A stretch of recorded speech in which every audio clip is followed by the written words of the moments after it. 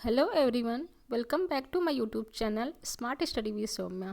Student, आज की इस वीडियो में हम बात करेंगे जो DSSB की वैकेंसीज आने वाली हैं। जो 2023 में दिल्ली बोर्ड में शिक्षक आप भर्ती में आप जो है शामिल होना चाहते हैं, तो इस पर मैंने डिटेल वीडियो वैसे बना रखी है कि क्या आपको पढ़ना है और कितनी वैकेंसी है, कितनी सीट है, कौन से सब्जेक्ट में कितने वैकेंसीज है। मैंने सब कुछ डिटेल में वीडियो बना रखे हैं और सिलेबस भी step by step selection procedure भी मैंने बना रखा है। ठीक है, तो चैनल पर आप जाकर देख सकते हैं। स्मार्ट स्टडी विद सौम्या मेरे चैनल का नाम है और उसमें प्लेलिस्ट में आपको सब मिल जाएगा। बट आज मैं आपको सिर्फ जो है सिलेबस का में क्या पढ़ना है, आखिर सिलेबस तो आपको पता है लेकिन उसमें पढ़ना है क्या, कहाँ से पढ़ना है, मैं आज की वीडियो में ये आपसे डिस्कस करने वाली हूँ, जो बहुत सारे बच्चों को जनरली नहीं पता होता है। ठीक है, सो वीडियो स्टार्ट करने के पहले अगर अभी तक चैनल पर नए हैं या फिर चैनल को सब्सक्राइब नहीं किया तो सबसे पहले आप सभी चैनल को सब्सक्राइब कर लीजिए और बेल आइकन को जरूर प्रेस कर लीजिए, जिससे कि आपको वीडियोस की नोटिस सबसे पहले मिले और कोई भी वीडियो मेरी मिस ना करें। अगर आपको पसंद आए या फिर हेल्पफुल लगे तो लाइक कीजिए और शेयर जरूर कर दीजिए, जिससे कि और भी बच्चे इसका फ़ायदा उठा सकें। तो चलिए स्टार्ट करते हैं आज की वीडियो। जैसे कि आपने यहाँ पे स्क्रीन और थंबनेल से आपने जाने लिया होगा कि आज हम बात करने वाले हैं DSSB वैकेंसीज जो 2023 में अभी अपकमिंग है, उसका जो है क्या क्या आपको पढ़ना है और कहाँ से पढ़ना है। और आपको सबसे पहले ये बता दूं कि ये ऑनलाइन एग्ज़ाम होता है, ऑफलाइन नहीं होता है। ठीक है, तो ऑनलाइन ही आपको एग्ज़ाम देना है। इसमें पेपर आपका दो पार्ट में आता है, पार्ट ए और पार्ट बी में। ओके, तो पार्ट ए में देखते हैं क्या क्या आपसे पूछा जाता है। पार्ट ए में 100 नंबर का आता है ये पेपर, पार्ट ए, और 100 नंबर में 5 सब्जेक्ट आपसे पूछे जाते हैं। ओके, 5 जो है आपकी यूनिट्स होती हैं। पहला तो जीके जीएस से जनरल क्वेश्चन पूछे जाते हैं, जनरल अवेयरनेस हो गया, उसके 20 क्वेश्चन आते हैं। फिर मैथ्स के 20 क्वेश्चन होते हैं, रीजनिंग के 20 क्वेश्चन होते हैं, इंग्लिश के 20 क्वेश्चन और हिंदी के। ओके, और सभी एक एक नंबर के होते हैं, तो 20-20 मार्क के 5 सब्जेक्ट हो गए, 100 नंबर आपका हो गया। और इसमें निगेटिव मार्किंग भी होती है 1/4। ऑलरेडी मैंने अपने प्रीवियस वीडियो में बता रखा है। ओके, इसमें तो निगेटिव मार्किंग है, आपको बहुत ध्यान से करना है। और इसमें मेन बात है कि सारे सब्जेक्ट में आपको अलग अलग जो है 40% आपको मिनिमम सॉल्व करना है। अगर 40% के नीचे आपने किसी भी सब्जेक्ट में इसमें सॉल्यूशन किया, मान लीजिए मैथ में आपने कम क्वेश्चन सॉल्व किए, बस दूसरे में अच्छे ही किए हैं, लेकिन तो फिर भी आपको क्वालिफाई नहीं होगा, क्योंकि आपको सब्जेक्ट वाइज इसमें जो यूनिट वाइज, जैसे मैथ में भी 40% आपको, अगर 20 क्वेश्चन है तो उसका 40% कितना क्वेश्चन हो गया, 8 क्वेश्चन हो गए, तो आपको उतने क्वेश्चन करने ही करने हैं। ठीक है, तो इस टाइप का आपका है।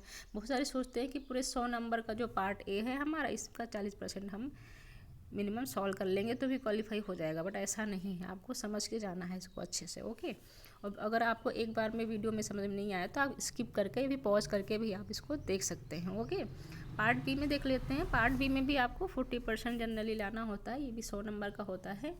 और पार्ट बी में हम देख लेते हैं पहले तो प्राइमरी लेवल पे क्या क्या आपको पढ़ना है। प्राइमरी लेवल पे आपको जो साइकोलॉजी मेन पढ़नी होती है, क्योंकि ये पार्ट बी में आपके पास पेडागोजी से ही पूछा जाता है। ओके, और साइकोलॉजी आपको क्लास 11 और 12 की पढ़नी है। आपको यहाँ पर मेनली मैं सोर्स बता रहा हूँ कि आपको कहाँ से पढ़ना है, क्योंकि ऑथेंटिक सोर्स ही पढ़ना है, तभी आप जो है बाद में चैलेंज भी कर सकते हैं अगर आपका आंसर सही है और उन्होंने क्वेश्चन गलत दिया है या फिर कुछ मिसमैच है आंसर की से। क्योंकि जैसे आपको पता है अभी KVS के जो चल रहा है प्रॉब्लम, कि बच्चे चैलेंज ही नहीं कर पा रहे हैं, ऑथेंटिक सोर्स उनके पास नहीं है। तो आपको ये चीज़ ध्यान रखना है कि आपको जो है NCERT से ही पढ़ना है जो पढ़ना है। बाकी आपको NIOS सोर्स आपने सुना होगा, बहुत सारे बच्चों को पता होगा। National institute of open schooling जो होता है, उनके सोर्स ऑनलाइन आपको मिल जाएगा, गूगल पर सर्च करेंगे तो वहाँ से आपको कोर्स वगैरह कुछ मटेरियल प्रोवाइड होता है, उसको आपको पढ़ना है। साइकोलॉजी से रिलेटेड कोर्स 501 आप ज़रूर पढ़ लीजिएगा, और इसके बारे में एक सेपरेट वीडियो बना दूंगी कि आपको NIOS से कैसे कैसे मटेरियल पढ़ने हैं और कैसे आपको डाउनलोड करना है। ओके, फिर आपको इंटरव्यू जो है प्राइमरी लेवल पर नहीं होता है। ओके, मेन बात ये है कि प्राइमरी लेवल पर कोई इंटरव्यू नहीं होता है, सिर्फ आपका रिटर्न होगा और फिर आप जो है सिलेक्ट हो जाएंगे।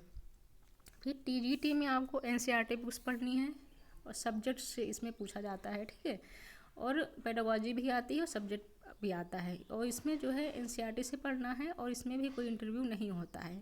TGT में जो जूनियर लेवल के जो टीचर होते हैं उनका भी कोई इंटरव्यू नहीं होता है।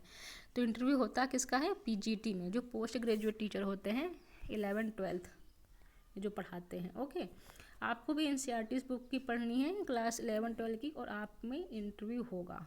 ओके, आपको इंटरव्यू देना है, केवल पीजीटी का यहाँ पर इंटरव्यू होना है, बाकी और किसी का इंटरव्यू नहीं होना है।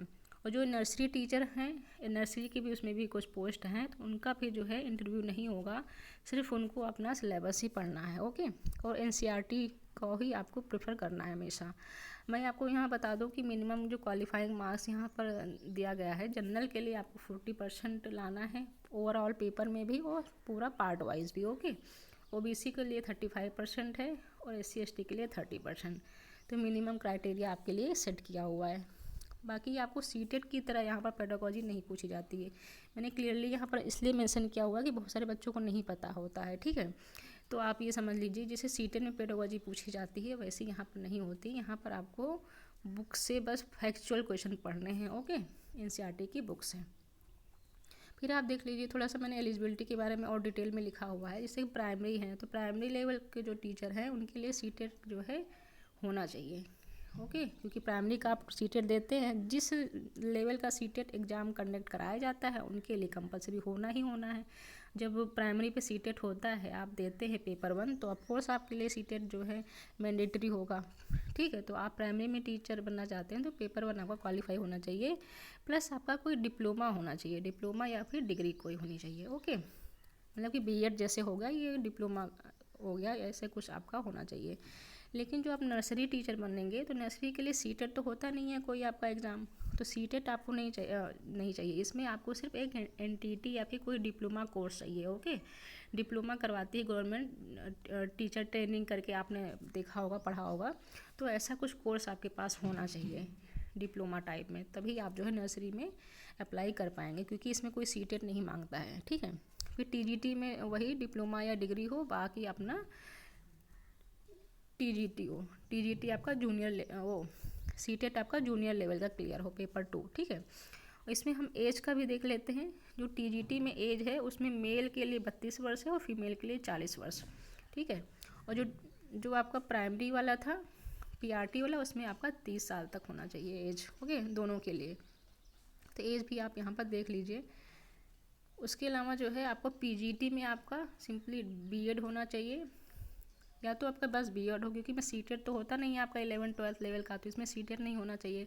यहाँ पर आपको या तो बीएड की डिग्री हो प्लस अपना ग्रेजुएशन और पोस्ट ग्रेजुएशन हो। ओके, अगर आपके पास बीएड नहीं है तो भी आप फॉर्म भर सकते हैं। बस आपको जो है सभी डिग्री में पोस्ट ग्रेजुएशन तक जो है आपके सभी कोर्सेज में 60% नंबर आए हों, फर्स्ट डिवीज़न हो, आपने ओवरऑल जितनी पढ़ाई कर रखी है 10th और इंटर, फिर उसके बाद ग्रेजुएशन और पोस्ट ग्रेजुएशन, आप पीजी तक अगर 60% हर साल लेकर आए हैं तो भी आप फॉर्म भर सकते हैं।